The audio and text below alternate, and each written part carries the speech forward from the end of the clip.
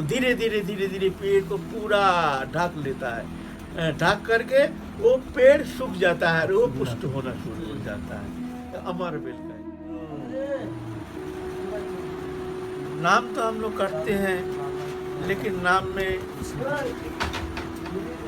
रुचि नहीं, नाम में आसक्ति नहीं, करते हैं। शास्त्र कहते हैं हरि नाम ही केवल, हरि नाम कैसे भी हो, हरि नाम रटो।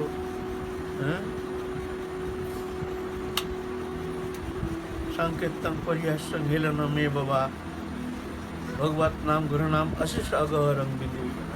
कैसे भी हो भगवत नाम कीर्तन करो, इसी में तुम्हारा मंगल है। अच्छा लागे या ना लागे, अश्रद्धा के साथ, अवहेलन के साथ, ऐसा कोई भी शब्द मात्र मान्यता लेकर के भी जो भगवत नाम उच्चारण करने से तो अशेष मंगल करने में समर्थ है। लेकिन वो नाम करते हैं, लेकिन नामी अभिन्न होते हुए भी नाम का जो वो प्रेम रस, नाम ही तो प्रेम है। प्रेम अलग वस्तु नहीं है, नाम ही प्रेम है, लेकिन वो प्रकाश नहीं होता है हमारे सामने। क्यों? जैसे मिश्री पित्त दोष होने से, पित्त अधिक को दोष होने से मिश्री भी कड़वा लगता है। मिश्री मुंह में कड़वा लगता है, मुंह में देने से इससे पित्त दोष हो जाता है। बहुत दिन बुखार हो गया, खाया नहीं पिया नहीं, तो पित्त दोष, पित्त जाकर पेट में जम जाता है, मुख में आ जाता है। पित्त दोष अधिक के कारण मीठा भी कड़वा लगना शुरू हो जाता है। वास्तव में मिश्री कड़वा नहीं है, लेकिन पित्त दोष ही कारण है। तो ऐसा ही पूर्व जन्म का जो अपराध आदि कारण है, वो पूर्व जन्म का जन्मार्जित जो हमारे दुष्कृति है, हमारे जो अपराध है, इस कारण हमको वो रस आस्वादन करा नहीं पाते हैं। नाम रस नाम लेते हैं, लेकिन नाम आनंदमय विग्रह होते हुए भी हमको वो रस मिलता नहीं। तो जैसे मिश्री चूसते चूसते छीड़ जा कर के धीरे धीरे पित्त दोष जब नष्ट हो जाता है, तो जा कर के फिर मिश्री मीठा लगना शुरू हो जाता है। तो ऐसा ही नाम को या आश्रय करना पड़ेगा, लेकिन निरापराध होकर लिखना चाहिए। नाम में, नाम के प्रति अनादर बुद्धि ना हो, कोई अश्रद्धा ना हो। 10 प्रकार नामापराध है, ये नामापराध वर्जित होना जरूरी है। फिर जाकर के नाम का जो प्रेम रस है वो हमको आस्वादन स्वतः ही होना शुरू हो जाएगा। नाम ही प्रेम है, नाम ही भगवत रस है, नाम ही भगवान का स्वरूप है। नाम में लीला धाम आदि सब परिपूर्ण रूप में विद्यमान है। नाम ही प्रकट हो जाते हैं, अलग प्रकट करते, नाम प्रकट करते नहीं है।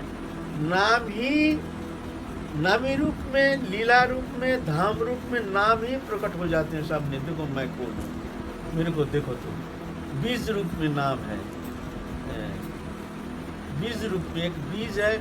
जैसे एक बीज के अंदर सब कुछ है, पूरा एक पेड़ बीज के अंदर है। जब तक वो मिट्टी के साथ प्रोथित नहीं होता है, तब तक जाकर के वो प्रकाश नहीं होता है ना। ऐसा ही नाम एक बीज है। जब निरापराध चित्ते उसको ग्रहण किया जाता है, तो हृदय रूपी क्षेत्र में फिर जाके वो बीज रूप में अंकुरित हो जाता है। फिर धीरे धीरे धीरे धीरे धीरे धीरे धीरे धीरे जैसे मिट्टी से विराट वृक्ष हो जाता है, बीज ही वृक्ष रूप में आ जाता है। बीज से वृक्ष होता नहीं है, वृक्ष बीज से भी वृक्ष होता नहीं है, बीज ही वृक्ष बन जाता है। बीज ही वृक्ष, पहले तो एक बीज रहता है, लेकिन उसको फोड़ने से, उसको कूटने से, किसी रकम अवस्था दूरबीन से देखोगे तो उसमें कोई पेड़ का निशान तुमको नहीं मिलेगा। लेकिन जब मिट्टी के साथ संपर्क में आ जाता है, तभी जा कर के वो धीरे धीरे जब पानी देते हैं धीरे धीरे वो उठ जाता है, तो बीज ही वृक्ष रूप में प्रकट होना शुरू हो जाता है। ऐसा ही नाम ही प्रेम रूप में, लीला रूप में, धाम रूप में प्रकट होकर के साधक को कृतार्थ करते हैं। जब हृदय रूपी क्षेत्र में नाम जब प्रतीत हो जाता है, हो जाते हैं, फिर अश्रुधारा आदि नाम जब तब आराधना के द्वारा, शरणागति के द्वारा सिंचन होता है, तो हृदय रूपी क्षेत्र में फिर जाके नाम ही प्रेम रूप में प्रकट हो जाते हैं। क्या अलग ये नाम प्रेम प्रकट करते हैं? नहीं, नाम ही एक एक नाम रटते रटते वो अश्रुकंप पुलक आदि अष्टसात्विक विकार जो है, विकार ऑटोमेटिक होना शुरू हो जाता है। हमारे एक बाबा थे जगत बंधु सुंदर, वो राधा नाम उच्चारण कर नहीं पाते थे। राधा नाम प्रेम रूप में प्रकट हो जाते थे उनके सामने। राधा नाम उच्चारण किया कि बस तुरंत कोई अगर उनके सामने राधा कह दिया, तुरंत विकार, एकदम विकारित तो होकर के एकदम जहाँ कहाँ गिर जाते हैं। एक बार नाव में जा रहे थे कहीं, तो किसी ने राधा नाम उच्चारण किया तो एकदम धाम करके एकदम गिर गए, पानी का, नदी के अंदर गिर गया। तो बड़ा कष्ट से उठाया पानी के अंदर, साथी विकारित होकर के। तो उनको विकार हुआ, उनको प्रेम हो गया, नाम का रस आस्वादन करके वो ऐसे विकार प्राप्त हो गए जो पानी में गिर गए। और हमको कोई विकार नहीं, क्या नाम कारण है? क्या नाम उनका बस कुछ अलग कृपा करते हैं, हमको कुछ अलग कृपा करते हैं? ऐसे नहीं, ऐसे नहीं हो। नाम प्रेम रूप में उनका अंतकरण शुद्ध है, चित्त वृत्ति शुद्ध होने का कारण वो तो कृपा साध्य है। उनका सामने नाम ही प्रेम रूप में प्रकट हो गया। ऐसा ही नाम करते करते धीरे धीरे धीरे धीरे जितना तुम्हारा हृदय शुद्ध होता जाएगा, उतना ही धीरे धीरे प्रेम रस आस्वादन करने में समर्थ हो जाएगा। সেই নাম যদি লয় বহুবার, তবু যদি নহে প্রেম নহে অশ্রুদার, তবে জানি তাহাতে অপরাধ প্রচুর, कृष्ण नाम बीजता है नवाय।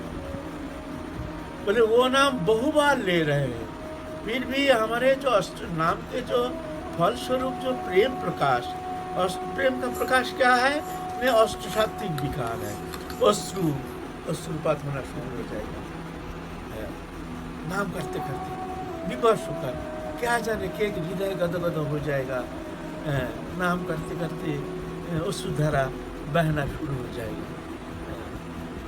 किस लिए रो रहे हैं वो समझ भी नहीं पाता है। बाहर में देखने में आता है जैसे कितना कष्ट पा रहे हैं, बेचारा नाम करते रो रहा है, ना जाने कितना दुखी है। दुखी नहीं, वो आनंद रस घन विग्रह, आनंद रस, आनंद अश्रु। एक है तो शोकाश्रु, एक है आनंद अश्रु। हम लोग जब दुखी हो जाते हैं ज़्यादा तो अश्रु प्रवाहित होता है, और जब ज़्यादा प्रेम हो जाता है तो अश्रु प्रवाह होना शुरू हो जाता है। जैसे मान लो बहुत प्रियजन, बहुत प्रियजन, अत्यंत प्रियजन बहुत दिन के बाद हमसे मिलने आए हैं, देख के ही अश्रुधारा बहना शुरू हो जाता है।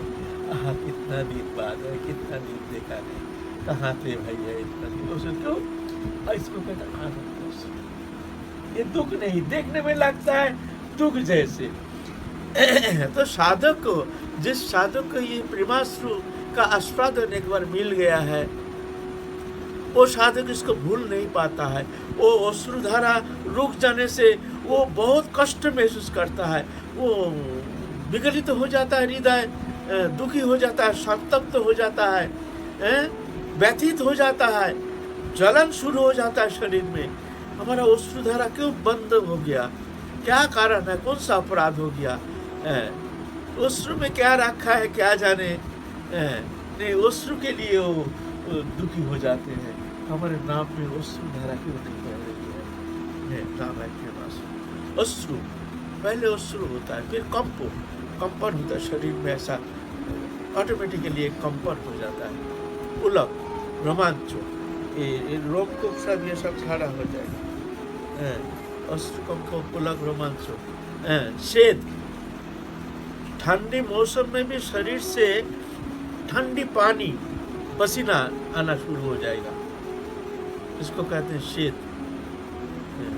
वैवर्णो, फीका पड़ जाएगा शरीर। स्तंभ, पत्थर जैसे, कभी तो ऐसे नाम करते करते ऐसे विकारित तो हो जाएगा, ये स्तंभ जैसे, खंबा जैसे, स्तंभ जैसे हो जाएगा, बहुत समय तक ऐसे निष्क्रिय होकर के रह जाएगा। मूर्छा, अचेत हो जाएगा, अचेत होकर कभी कभी पड़ा रहता है। प्रलय, जैसे प्रलय है बहुत ऊंची स्थिति में, जिस स्थिति में ये श्वास क्रिया भी बंद हो जाता है, उस समय के लिए ऐसा देखने में आता है, श्वास क्रिया भी बंद हो जाता है, ऐसा है। तो ये सब ऑटोमेटिक होता है, ये नहीं जो हम चेष्टा करके कोशिश करके कि नाम जप करते करते हम उस अवस्था को प्राप्त कर लेंगे, ऐसा नहीं होगा। वो स्वाभाविक ही जब चित्त वृत्ति शुद्ध होती है तो ऑटोमेटिकली उसका ये एक सात्विक विकार जो ऑटोमेटिकली उसको शरीर में आकर के उसको विकारित करता है, विवश होकर वो विकारित हो जाता है, ऐसे है, सात्विक विकार कहते हैं इसको। तो ये चित्त शुद्धि बिना, चित्त जब तक हमारे अंतःकरण में कामना वासना है, हमारे भीतर भोग इच्छा है, हमारे इंद्रिय लोलुपता है और काम क्रोध लोभ आदि इत्यादि राग देश आदि जब तक हमारे भीतर में है, तब तक जा कर के वो प्रेम रस आस्वादन करना संभव नहीं है। तो जितना परसेंट हमारे धीरे धीरे हमारे अंतःकरण शुद्ध होता जाएगा, उतना परसेंट तुम आस्वादन करने में समर्थ हो जाओ। तो कहते हैं वो नाम बार बार लेने से भी लेते हुए भी जब हमारे अंदर वो विकार प्राप्त नहीं होता है, प्रेम के विकार जो है उस को दिखने में नहीं आता है, तो समझना तुम्हारे अंदर बहुत अपराध है। अपराध, अपराधी चित्त न है विकार। अपराधी जो होते हैं, संत अपराध, गुरु अपराध, महत अपराध, ये सब पूर्व जन्म का बहुत सारे अपराध है। ऐसा भी होता है कई जन्म लग जाता है, कोई महत अपराध ऐसा होता है क्योंकि कई जन्म लग जाता है। ऐसा पाप तो नामाभास से नष्ट हो जाता है, लेकिन अपराध जो है ये नामाभास से जाएगा नहीं, ये जाना बहुत कठिन हो जाता है, इसको कहते हैं अपराध। तो पाप का बाप का नाम है अपराध। पाप कितने भी पाप करो कुछ करो, ये तो नामाभास से ही मुक्त हो जाता है। लेकिन अपराध इस जन्म में ना, पूर्व जन्म का कहीं कोई अपराध के कारण नाम लेती हुई भी नाम का जो आनंद रस वो प्राप्त होना मुश्किल हो जाता है। तब जनिता है तो अपराध प्रचुर, कृष्ण नाम बीजता है नहायों को। कृष्ण नाम बीज, नाम तो ले रहे हैं, लेकिन हृदय रूप क्षेत्र में रोपित होने के बाद भी वो फूटता नहीं है, फूटता नहीं है। तबे माली जत्न वाली करे आवरण, अपराध हस्ती जैसे ना है। तो फिर क्या करते हैं, नहीं साधक को ये प्रयत्न करना चाहिए जो अपराध रूप हस्ती जैसे उसका वो प्रेम कल्पलता जो है उसको नष्ट करना दे। इसीलिए उसको चारों ओर से घेराबंदी लगाना चाहिए। जैसे छोटा पौधा होता है तो हम उसको काटा उटा दे करके जैसे बकरी उकरी खाना जाए, फिर जब पेड़ बड़ा हो जाता है तो हाथी बांध दो, कोई बात नहीं है। लेकिन पहले स्थिति में उसको घेराबंदी, पाप अपराध आदि, फिर भोग इच्छा, नाना प्रकार इंद्रिय लोलुपता, काम क्रोध लोभ आदि, ये सब जो दुश्मन है ये आकर के हमको आगे बढ़ने नहीं देता है। हृदय शुद्धिकरण करने में आकर बाधा रूप में आकर के हमको धकेल देता है, जिस कारण हम आगे चल नहीं पाते हैं।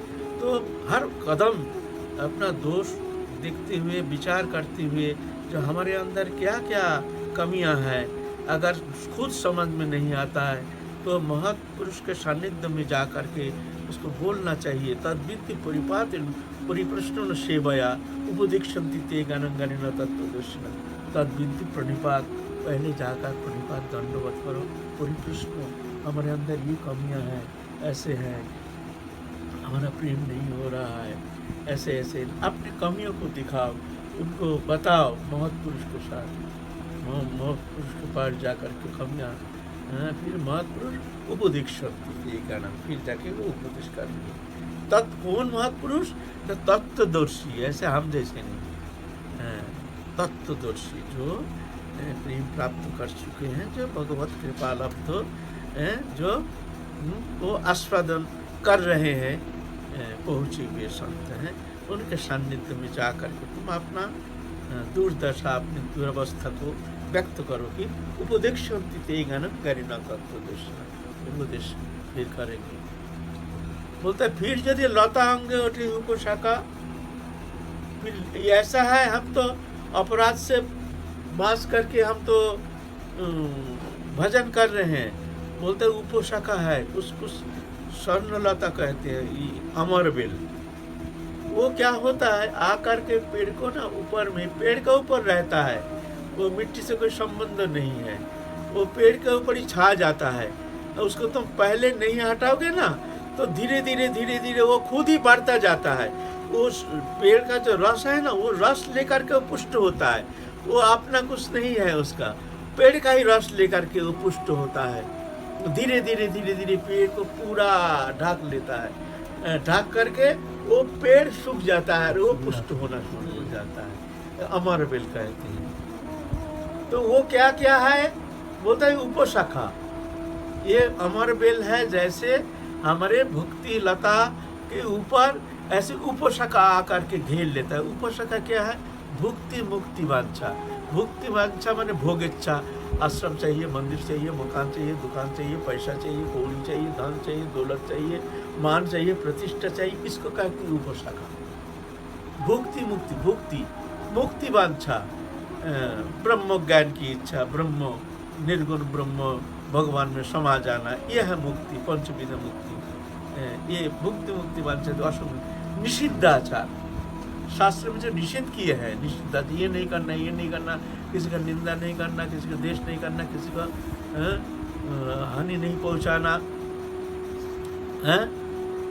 शुद्धाचार आदि पालन करना, यह निषिद्धाचार जो है इसमें सावधान रहना चाहिए। कुटिनाटी जीव हिंसन, कोई प्राणी को हिंसा करना, लाभ पूजा प्रतिष्ठा की उपशाखा करना, लाभ पूजा प्रतिष्ठा की उपशाखा। बोलता है फिर हम तो पानी तो डाल रहे हैं वृक्ष में, नीचे पानी तो दे रहे हैं, लेकिन वो उपशाखा रहने का भुक्ति मुक्ति वांछा अशुक निषिद्धाचार कुटिनाटी, ऐसे छोटी मोटी बहुत सारे अनर्थ है हमारे भीतर जो कि हम ओवरलुक करते हैं, उसके प्रति हमारा दृष्टि नहीं रहती है। कभी कभी आप लोग को हम इतना शुद्ध मानते हैं, जब हम तो भजन करते हैं, हम तो वृंदावन में आए हैं, वृंदावन में वास कर रहे हैं, हमारे अंदर तो ये दोष तो है नहीं, हम तो ठीक ही तो हम भजन कर रहे हैं सारा दिन। बोलते नहीं है, तुम्हारा अहंकार के कारण तुम समझ नहीं पा रहे हो तुम्हारे अंदर क्या कमियां हैं। कभी अहंकार ना अपने दोष को देखने नहीं देता है, ये दोष दृष्टि आना बहुत भगवान की कृपा की लक्षण है, कृपा से होती है। जब भगवत कृपा होती है तो जाकर अपना दोष दिखता है, ये एक लक्षण है। साधक को भक्ति राज्य में चलने का, चल रहे हैं, आगे बढ़ रहे हैं कि नहीं बढ़ रहे हैं, आगे चल रहे हैं या नहीं चल रहे हैं, या रुक गई है हमारी गति, ये कौन लक्षण के द्वारा हम जान पाएंगे? इसका लक्षण है। तो उसका अंदर एक लक्षण है अपना दोष, हर स्थिति में अपना दोष। किसी ने गाली दिया, वो नहीं, अरे ये तो हमको बेमतलब गाली दिया, ये तो ठीक नहीं, बोलो तो ये तो अच्छा आदमी है नहीं, हम कुछ नहीं कहा, हमको गाली दिया। बोले ऐसा नहीं, वो अपना दोष देखते हैं, ढूंढते हैं, हमने कोई जरूर कोई गलती किया है जिसका यह हमको गाली दिया है, हमारे कमी के कारण तो हमको गाली दिया, नहीं तो गाली क्यों देंगे?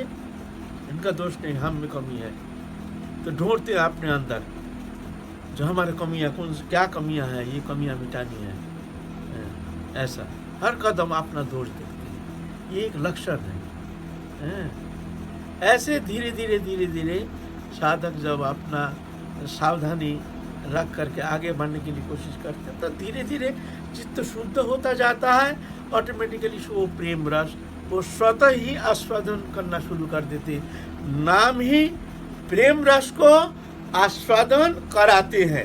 वो ऐसा नहीं जो जोर करके हम चेष्टा करके वो आस्वादन करेंगे, वो प्रेम रस आस्वादन करके उसमें एकदम निमग्न हो जाएंगे, ऐसा अपने चेष्टा के द्वारा संभव नहीं है। तो जब चित्त शुद्ध होता है ऑटोमेटिकली उसको आनंद रस मिलना शुरू हो जाता है। फिर किसी भी अवस्था में नाम को छोड़ नहीं सकता है। उठते बैठते खाते सोते हर स्थिति में नाम ही एक आनंद में निमग्न करके साधु को अखंड नाम करने में प्रवृत्त करा देते हैं।